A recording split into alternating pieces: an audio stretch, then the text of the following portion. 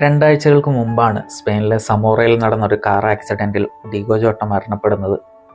അന്ന് കണ്ണീരിൽ മുങ്ങിപ്പോകുന്നത് ലിവർപൂൾ ആണെങ്കിൽ അതിനൊപ്പം ചേർന്നൊഴുകുന്നുണ്ട് ആ കളിയെ സ്നേഹിക്കുന്ന ഓരോരുത്തരും. പഴയൊരു ദുരന്ത ദിവസത്തെ ഓർമ്മകളാണ് അന്ന് മനസ്സിലേക്ക് വന്നത്.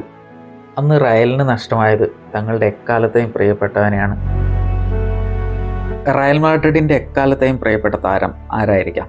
D Stefano, Raul, Ronaldo, Ramos, ഇവരൊക്കെ ഒരുപാട് പേർക്ക് പ്രിയപ്പെട്ട താരങ്ങളാണ്.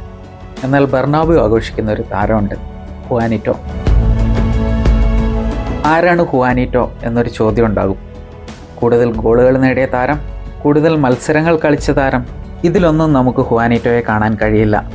കേവലം 10 വർഷങ്ങൾ മാത്രമാണ് ഹുവാനിറ്റോ റയലിനായി കളിച്ചിട്ടുള്ളത്. എന്നിട്ടും എന്തുകൊണ്ടായിരിക്കാം ഹുവാനിറ്റോ ആരാധകർക്ക് പ്രിയപ്പെട്ടവനാകുന്നത്?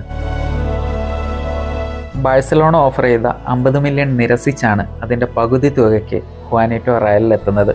അന്ന് ഹുവാനിറ്റോ പറയുന്നത് റയലിനായി കളിക്കുന്നത് ആകാശത്തെ സ്പർശിക്കുന്നത് പോലെയാണെന്നാണ്. 2014 ലിസ്ബൺ, 2016 വോൾസ്ബർഗ്, 2022 സിറ്റി, റയലിൻ്റെ ഒരുപാട് തിരിച്ചുവരവുകൾ കണ്ടവരാണ് നമ്മളൊക്കെ. ആ ഒരു മെൻറ്റാലിറ്റി എവിടെ നിന്നാണ് കിട്ടിയത് എന്ന് ചിന്തിച്ചിട്ടുണ്ടോ? അത് ഹുവാനിറ്റോയുടെ കാലത്ത് നിന്നാണ്. അക്കാലത്ത് ഏതാണ്ട് 15ലധികം തവണയാണ് ഹുവാനിറ്റോയുടെ മാഡ്രിഡ് അമ്മാതിരി തിരിച്ചുവരവ് നടത്തിയിട്ടുള്ളത്. ഒരിക്കൽ യൂറോപ്യൻ കപ്പിൽ റയൽ ബൊറൂസിയയ്ക്കെതിരെ 5-1 പരാജയപ്പെടുന്നുണ്ട്. എന്നാൽ രണ്ടാം പാദത്തിൽ ഹുവാനിറ്റോയുടെ മികവിൽ എതിരില്ലാത്ത 4 ഗോളുകൾക്കാണ് റയൽ തിരിച്ചടിക്കുന്നത്. പിന്നീട് ഒരിക്കൽ ഇന്ററിനെതിരായ തോൽവിക്ക് ശേഷം ഹുവാനിറ്റോ പറയുന്നത് ബെർണാബ്യൂവിലെ 90 മിനിറ്റുകൾ നീണ്ട സമയമാണെന്നാണ്. കളി റയൽ ജയിച്ചു, അവിടെയും പിന്നീട് ഒരുപാടും. പിന്നീട് എത്ര തവണ ആ വാക്കുകൾ നമ്മളേറ്റു പറഞ്ഞിട്ടുണ്ടാകാം. മൈതാനത്തിറങ്ങിയ ആരാധകൻ, അതായിരുന്നു ഹുവാനിറ്റോ. റയലിൻ്റെ മത്സരങ്ങൾക്ക് ശേഷം അൾട്രാസിനൊപ്പം ആഘോഷിച്ച് നടന്നവൻ. ഒരിക്കൽ ഹുവാനിറ്റോ പറഞ്ഞത് താനൊരു താരമായിരുന്നില്ല എങ്കിൽ ഇവരിൽ ഒരാളായനെ എന്നാണ്.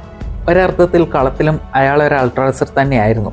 പണ്ടൊരു ബയൺ റയൽ മത്സരത്തിനിടയിൽ സഹതാരം ചെൻഡോയും മത്തേവൂസും തമ്മിൽ നടന്നൊരു കയ്യാങ്കളിയിൽ പാഞ്ഞെത്തുന്ന ഹുവാനിറ്റോ മത്തേവൂസിൻ്റെ പിന്നിലും താടിയിലുമൊക്കെ ചവിട്ടുന്നുണ്ട്. കളി തത്സമയം കണ്ട യുവേഫ അന്നൊരു സമ്മാനം കൊടുത്തു, 5 വർഷത്തെ ബാൻ. അവിടെ തീർന്നതാണ് ഹുവാനിറ്റോയുടെ Real Madrid career.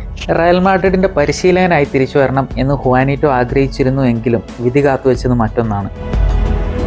92 Real Madrid ടൊറീനോ മത്സരം കണ്ടു മടങ്ങും വഴി സംഭവിച്ചൊരു കാർ ആക്സിഡൻറ്റ്. അവിടെ ഹുവാനിറ്റോ കൊല്ലപ്പെട്ടു. 37 വർഷം മാത്രം നീണ്ട ജീവിതം. അയാളുടെ പ്രതീക്ഷകളും സ്വപ്നങ്ങളും ഒക്കെ അവിടെ അവസാനിച്ചു. പക്ഷെ ബെർണാബ്യൂവിൽ ആ മരണം സംഭവിച്ചില്ല. അവിടെ അയാൾ ഉയർത്തെണീറ്റു. പിന്നീടുള്ള ഓരോ മത്സരത്തിലും, ഓരോ 7-ാം മിനിറ്റിലും